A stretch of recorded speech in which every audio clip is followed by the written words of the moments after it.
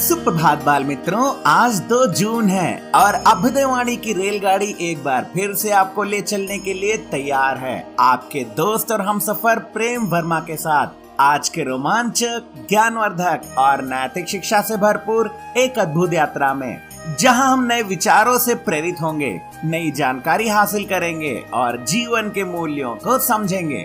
तो आइए इस सफर की शुरुआत करते हैं आज के प्रेरणादायक सुविचार से। जिंदगी एक शिक्षक की तरह होती है जो समय समय पर सबकी परीक्षा लेती है। Life is like a teacher that tests everyone from time to time.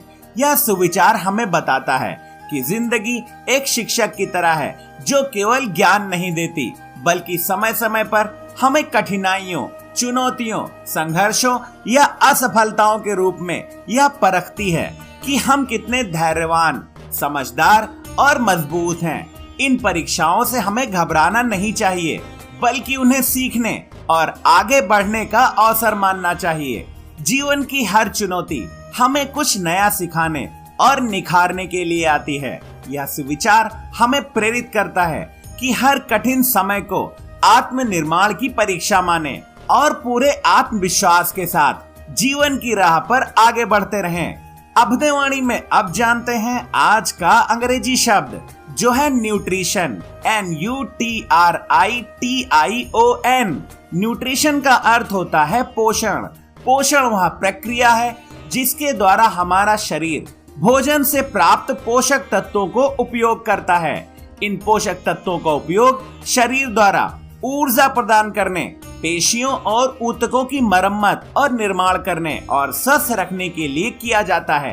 वाक्य प्रयोग: proper nutrition is essential for the healthy growth of children. बच्चों के स्वस्थ विकास के लिए उचित पोषण आवश्यक है। आगे बढ़ते हैं इस सफर में और आनंद लेते हैं आज की पहेली का। एक पैर है बाकी धोती, जाड़े में वह हरदम सोती, गर्मी में है छाया देती, सावन में वह हरदम रोती। इस पहेली का जवाब है छतरी। अब अगला स्टेशन है आज का इतिहास। इतिहास हमें अतीत से सीखने और वर्तमान को बेहतर बनाने का मौका देता है। आइए इतिहास के पन्नों में आज 2 जून की कुछ प्रमुख घटनाओं पर नजर डालें। सन 2014 में आज ही उत्तर पश्चिम आंध्र प्रदेश के 10 जिलों को मिलाकर भारत का 29वां राज्य तेलंगाना बनाया गया। सन 1988 में आज ही भारतीय फिल्म निर्माता, निर्देशक और अभिनेता राज कपूर, जिन्हें भारतीय सिनेमा का शोमैन कहा जाता है, का निधन हुआ। सन 1946 में आज ही इटली वासियों ने राजशाही समाप्त कर गणतंत्र स्थापित करने के लिए मतदान किया। इसे हर वर्ष फेस्टा डेला रिपब्लिका यानी इटली गणतंत्र दिवस के रूप में मनाया जाता है। सन 1984 में आज ही ब्रिटिश काल में ओडिशा के प्रधानमंत्री और स्वतंत्र भारत में 7वें मुख्यमंत्री रहे विश्वनाथ दास का निधन हुआ। वे संविधान सभा के सदस्य भी थे। सन 1924 में आज ही अमेरिकी राष्ट्रपति कैल्विन कूलीज ने इंडियन सिटीजनशिप एक्ट ऑफ 1924 पर हस्ताक्षर किए, जिससे मूल अमेरिकी भारतीय नागरिकों को अमेरिकी नागरिकता प्राप्त हुई। सन 1966 में आज ही नासा का पहला चंद्रयान सर्वेयर 1 चंद्रमा पर सफलतापूर्वक उतरा। यह अमेरिका की पहली सफल सॉफ्ट लैंडिंग थी। सन 1908 में आज ही मणिकटोला बम कांड में अरबिंदो घोष को गिरफ्तार किया गया, लेकिन बाद में सबूतों के अभाव में उन्हें रिहा कर दिया गया।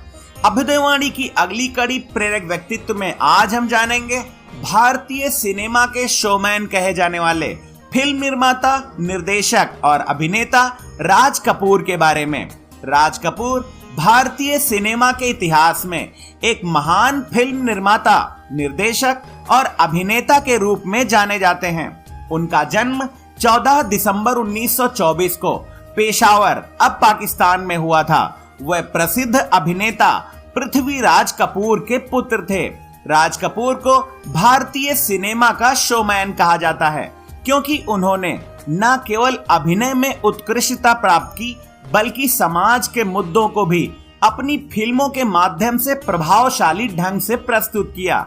उनकी प्रसिद्ध फिल्मों में आवारा, श्री 420, मेरा नाम जोकर और संगम शामिल हैं, जो आज भी दर्शकों के दिलों में बसे हुए हैं।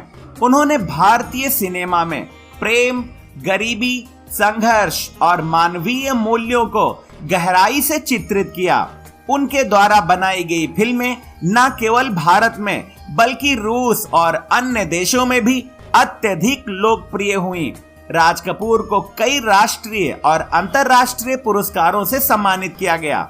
2 जून सन 1988 को उनका निधन हो गया, लेकिन वह आज भी भारतीय फिल्म उद्योग के स्तंभ के रूप में याद किए जाते हैं। उनका योगदान भारतीय सिनेमा के स्वर्णिम युग का प्रतीक है। अभ्युदयवाणी के दैनिक विशेष में अब हम जानेंगे 2 जून को मनाए जाने वाले तेलंगाना स्थापना दिवस के बारे में। तेलंगाना स्थापना दिवस हर वर्ष 2 जून को मनाया जाता है। यह दिन वर्ष 2014 में तेलंगाना राज्य के गठन की स्मृति में मनाया जाता है, जब आंध्र प्रदेश से अलग होकर यह भारत का 29वां राज्य बना। तेलंगाना राज्य के गठन की मांग कई वर्षों से चली आ रही थी। इस क्षेत्र के लोगों को लंबे समय से यह महसूस हो रहा था कि उनके साथ विकास और संसाधनों के मामले में भेदभाव हो रहा है। इस असंतोष ने एक जन आंदोलन का रूप ले लिया, जिसका नेतृत्व चंद्रशेखर राव केसीआर ने किया। उनके निरंतर संघर्ष और जन समर्थन के कारण अंततः भारत सरकार ने तेलंगाना को एक स्वतंत्र राज्य का दर्जा दिया। हैदराबाद को इसकी राजधानी बनाया गया। आज तेलंगाना राज्य तकनीकी, शैक्षिक और सांस्कृतिक दृष्टि से तेजी से विकास कर रहा है। तेलंगाना स्थापना दिवस संघर्ष, एकता और आत्मसम्मान का प्रतीक है, जो तेलंगाना की जनता को उनके अधिकार, संस्कृति और संघर्षों की याद दिलाता है और एक उज्जवल भविष्य के लिए प्रेरणा देता है। अभ्युदयवाणी के अंतिम पड़ाव पर अब सुनते हैं आज की प्रेरणादायक बाल कहानी, जिसका शीर्षक है 2 माली। एक गांव में रमेश और श्याम नाम के 2 माली रहते थे।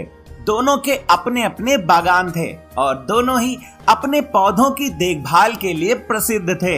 रमेश का बागान बहुत सुंदर और व्यवस्थित था। उसकी क्यारियां एकदम सीधी थीं। हर पौधा तय दूरी पर लगा होता था। वह पौधों को रोज भरपूर पानी देता, उनकी मिट्टी रोज खोदता और उन्हें लकड़ी के खंभों से सहारा देता था। वह अपने पौधों को किसी भी कठिनाई से बचाकर रखना चाहता था। दूसरी ओर श्याम का बागान कुछ असंगठित सा लगता था। उसकी क्यारियां टेढ़ी मेढ़ी थीं और पौधे आपस में गुथे हुए थे। श्याम सिर्फ उतना ही पानी देता था जितनी जरूरत होती थी। वह पौधों को अपने हाल पर छोड़ देता और उन्हें प्रकृति के साथ तालमेल बिठाकर बढ़ने देता था। एक दिन गांव में जबरदस्त तूफान आया, तेज हवाएं चली और मूसलाधार बारिश हुई। अगली सुबह रमेश घबराते हुए अपने बागान पर पहुंचा। वहां का दृश्य देखकर वह हैरान रह गया। उसके सारे पौधे जमीन पर गिरे हुए थे और कई जड़ से उखड़ चुके थे, जिन्हें उसने सहारा दिया था। वह सहारे टूटने के साथ ही गिर पड़े थे। निराश रमेश श्याम के बागान की ओर गया। उसने देखा कि वहां के पौधों को थोड़ा बहुत नुकसान तो हुआ था, लेकिन वे जमीन में मजबूती से जमे हुए थे। श्याम के पौधे तूफान का सामना कर पाए थे। रमेश ने श्याम से पूछा, श्याम, मैं तो हर दिन अपने पौधों को इतनी देखभाल करता था, फिर भी वे गिर गए, तुम्हारे पौधे कैसे बचे रहे? श्याम मुस्कुराया और बोला, रमेश, ज्यादा सहारा देने से पौधे अपनी ताकत विकसित नहीं कर पाते। मैंने अपने पौधों को खुद जड़ों से मजबूत होने दिया। जब वे खुद खड़े रहना सीखते हैं, तभी वे तूफानों का सामना कर पाते हैं। रमेश को अपनी गलती समझ में आ गई थी। ये कहानी हमें सिखाती है कि किसी की भी अत्यधिक सुरक्षा और नियंत्रण उन्हें निर्भर और कमजोर बना सकती है। बच्चे बहुत कोमल और संवेदनशील होते हैं और कई बार एक अभिभावक के रूप में हम यह तय नहीं कर पाते कि स्वतंत्रता की रेखा कहां तक खींचनी चाहिए। पौधों की तरह बच्चों को भी विकसित होने और मजबूत होने के लिए स्वतंत्रता की आवश्यकता होती है। हमें उन्हें जिम्मेदारी देनी चाहिए और उन्हें अपनी गलतियों से सीखने, निर्णय लेने और चुनौतियों का सामना करने का अवसर देना चाहिए। आज की अभ्युदयवाणी का सफर बस यहीं तक था। कल सुबह फिर मिलेंगे एक नई ऊर्जा के साथ, रोमांचक, ज्ञानवर्धक और नैतिक शिक्षा से भरपूर एक रोचक सफर में। आपका दिन शुभ हो। जय हिंद, जय भारत।